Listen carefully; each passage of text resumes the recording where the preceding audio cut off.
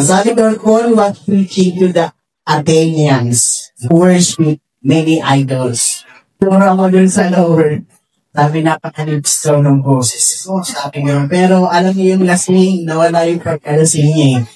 Nakikinig pa na. Sabi ko, hindi, kaya yung pagkasip natin nagsalita ng Panginoon, hindi natin nakalagi na nasa loob ng bahay yun na.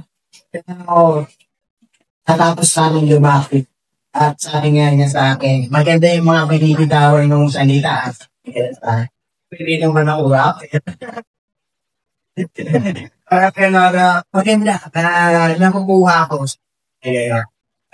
Pero napakalipis lang talaga ng boses mo. Sabi yan. Kaya kailangan siguro palaki ko yung boses ko.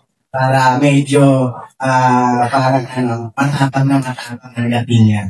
Ayun, ito, isang point na po yun na nag-worship sila sa mga idols.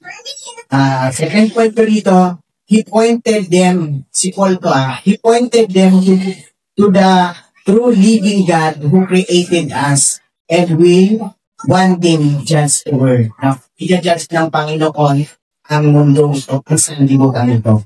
Now, pinpoint out na dito, yung true worship, no? Number 1 dito, yung true worship natin sa ating Panginoon. Sinasamba natin siya, no? Ang katotohanan sa atin na dito.